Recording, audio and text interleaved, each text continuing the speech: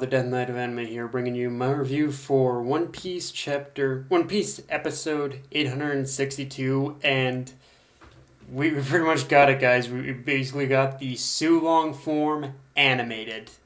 Like, we got Carrot in Sulong form animated. We got it. And how does it hold up?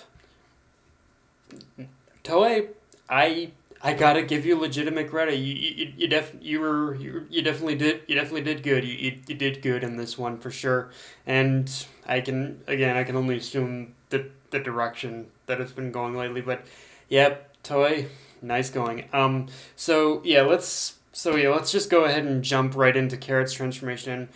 Right out of the gate, one thing I have to say about the transformation and just the build up of the transformation itself is that it was the thing about the episode is that even though even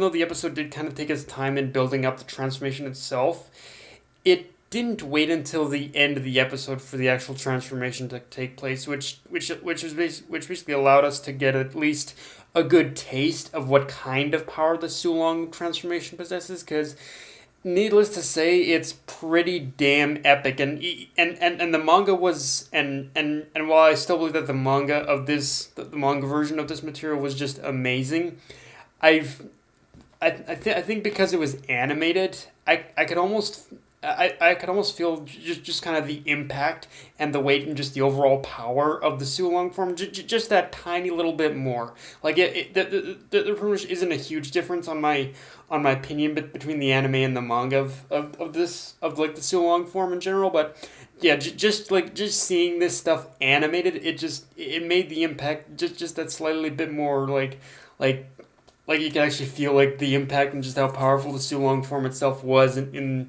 this animated version. So yeah, that's just a testament to Toei Animation for what they did on this.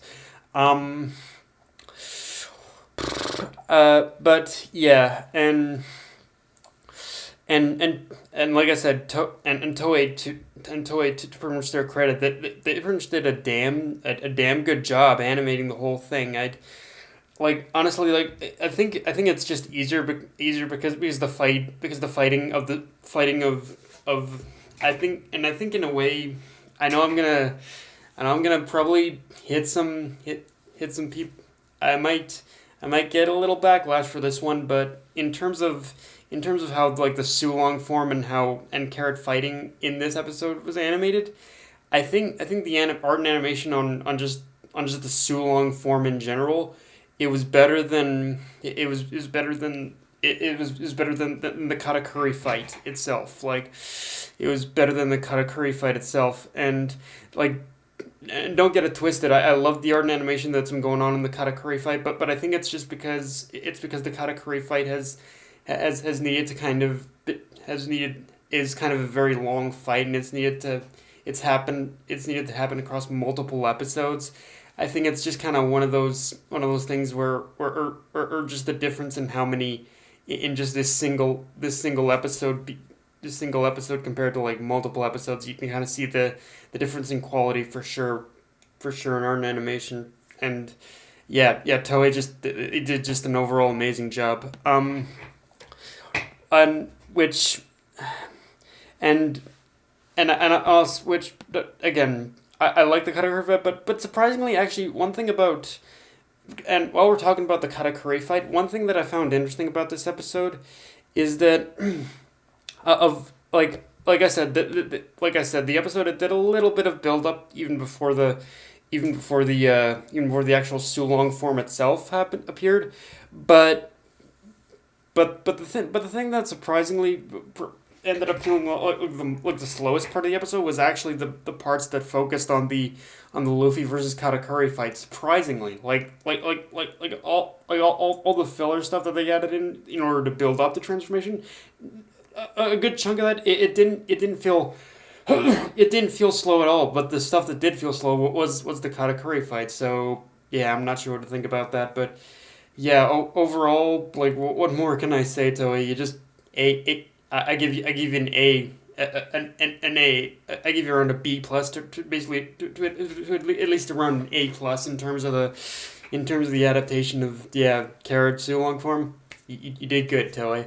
Um, Now let's kind of take a backtrack for a minute and talk about what Carrot transforming means for the Mink's future role in the series. Because while this like we basically know that the Minks are allied with basically Luffy, and they're part of this whole pirate Mink samurai alliance that Luffy has created. But the thing about the Minks. And while this Sulong form was foreshadowed back in Zoark, the Minks, I'm not gonna lie, as the Minks as part of like Luffy's little alliance, they pretty much felt like the one element that they just felt like they were just kind of there. Like they didn't. If I'm being honest, the Minks, they didn't really seem to have a whole lot of a purpose. A whole lot of purpose for being allied with Luffy, but with the Sulong form coming into play now, this for me pretty much does put the Minks in the spotlight and kind of brings purpose as to what they can and kind of brings like their purpose and what they can bring to the table as Luffy's allies in the future, especially if Luffy plans to take on Kaido or even Blackbeard for that matter in the future. Like the Minks and their Sulong form and the Minks and their power is going to be needed in the future for sure. So I'm glad that this Sulong form, it really just kind of brought purpose. It brought a lot more purpose for pretty much the Minks to be at least a part of Luffy's alliance, or just allied with Luffy in general. Um, although I will admit the biggest determining factor for me right now, factors outside of the transformation needing a full moon, is I wonder how many Minks can actually control this form, because it was stated that if a Mink hasn't learned how to control it, then they just become a ravenous beast. So if we take both pretty much of Nekomamushi and Inuarashi out of the picture as obvious candidates who more than likely have full control of their Sulong forms, then then that kind of just raises the question even more of who then that just kind of raises the question even more of like who can of how many actual Minks on Zou can actually control that form, because they're how many Minks can actually control that form, because the way I see it, the more Minks that can actually control this ability, the better. Because if I had to take a guess as to how many Minks can control the form itself, um, I'd probably say at least a good around 70 to 80% of basically the main fighting force of the Mink tribe, like the Musketeers, like the main military force of the Mink tribe. I think that they can probably control. They're more than like a good chunk of them can probably control the form. But yeah, I'm just wondering of the ratio of how many Minks on Zou can actually control its form compared to those who can't, and can't. So yeah, I'm curious. Of how that's gonna work.